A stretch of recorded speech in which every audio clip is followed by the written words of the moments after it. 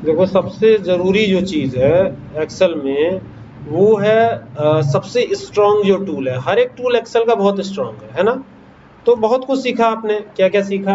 V lookup सीखा, H lookup भी बताया एक आध बार, लुकअप भी बताया, सम इफ बताया, काउंट इफ बताया, इफ बताया। ठीक है, एक और फॉर्मूला है इफ्स और एक और फॉर्मूला है काउंट इफ्स, वो भी आगे देखेंगे। ठीक है, लेकिन अभी बात करेंगे ना, ये जो आपका टेबल है वही पुराना टेबल है ना।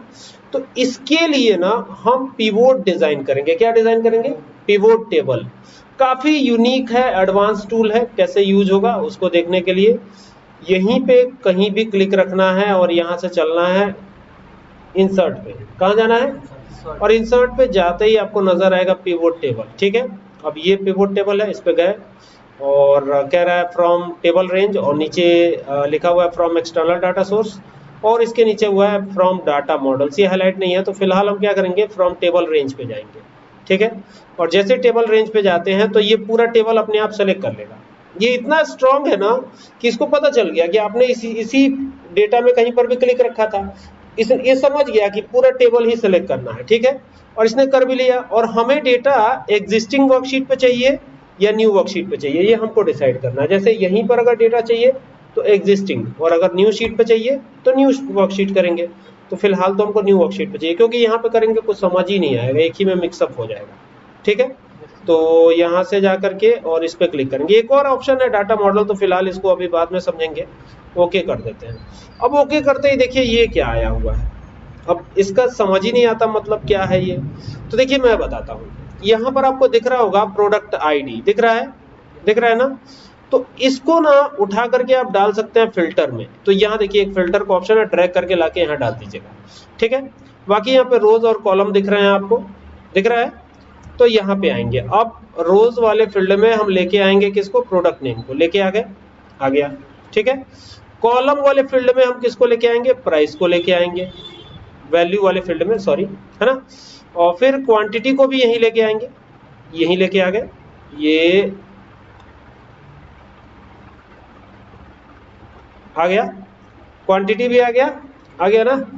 अब अगर आप चाहते हैं कि क्वांटिटी हटा दी जाए तो क्वांटिटी हटा भी सकते हैं, इस पे अनटिक कर देंगे, हट जाएगा, है ना। ये टोटल प्राइस है। अगर आप कॉलम में लेके आ जाते हैं तो ये ऐसे आ जाएगा, अनअरेंज्ड हो जाएगा। ठीक है, तो अभी इसको क्या करना है, आप चाहे तो इसको इसी में वैल्यूज में लेके आ सकते हैं, चाहे तो यहाँ पे आप लाके रख देंगे तो ये भी आ जाएगा। ठीक है, ये जो टोटल प्राइस है इस पर क्लिक कर दीजिए ऐसे, तो ये आ जाएगा वैल्यूज। ये आप देखेंगे इस तरीके से आ गया ना।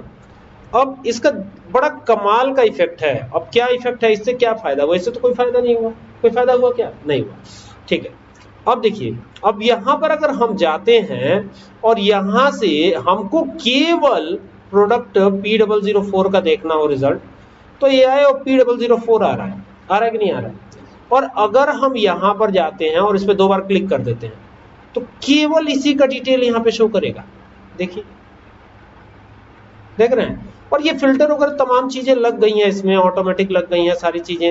अगर आप फिल्टर करके निकालना चाहें तो यहाँ से निकाल सकते हैं। फिर वापस आते हैं उसी शीट पे, ये आगे, ये नहीं था हमारा शीट, कौन सा वाला था? ये था शायद, यही था ना, कि ये था, ये वाला था शायद, है ना, यही वाला था।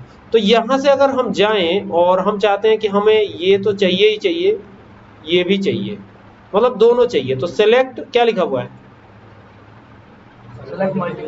तो यहाँ पे जाइए और एक नहीं, दो नहीं, तीन चीजों को सेलेक्ट कर लिया हमने, और चौथा भी चाहिए तो चौथा भी ले लीजिए, पांचवा चाहिए पांचवा ले लीजिए, जितना चाहिए उतना ले सकते हैं। ठीक है, इतना हो जाने के बाद आपको क्या करना है, यहाँ से ओके कर देना है। ओके कर दिए।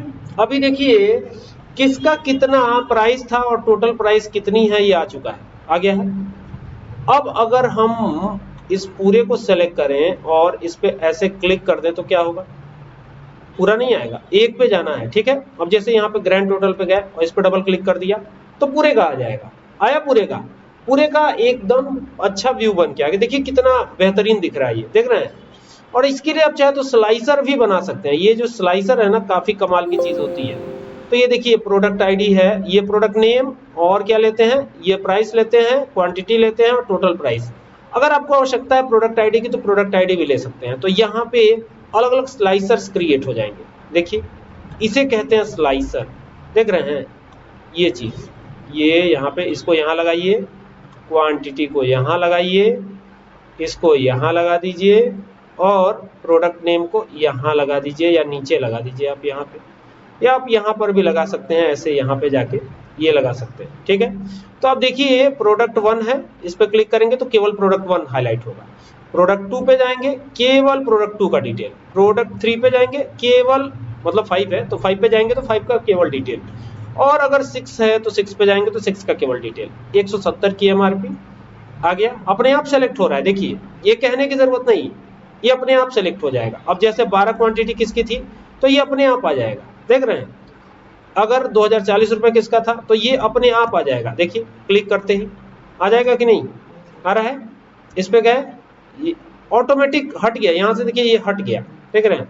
यहाँ पे गए तो अब इसमें से कोई है नहीं, अगर इस पे गए तो ये स्लाइसर बड़े कमाल का चीज है। ठीक है, समझ में आया कि नहीं, और किस किस तरीके से ये काम करेगा ये भी समझ में आया होगा। थोड़ा सा बैक जा रहा हूँ, इसमें और डिटेल में हम जानेंगे, लेकिन फिलहाल तो ये समझ में आया होगा कि ये पिवोट टेबल कितनी अच्छी चीज है और किस तरीके से काम करेगा। ये समझ में आया कि नहीं? कोई दिक्कत इसमें हो तो बताइए। कोई दिक्कत नहीं है। अब यहाँ से जाइए, अब यहाँ से ना आप जो भी चाहे वो सेलेक्ट कर सकते हैं, है ना। बहुत इजी है, बहुत आसान है। ठीक है, यहाँ पे हमने ये लिया हुआ है, देखिए ये सब लिया हुआ है। अगर मैं ये वैल्यूज जो आया हुआ है इसको हटा देता हूँ, ये इधर हटा दिया मैंने, तो अभी क्या बचा आपके पास? केवल प्रोडक्ट नेम।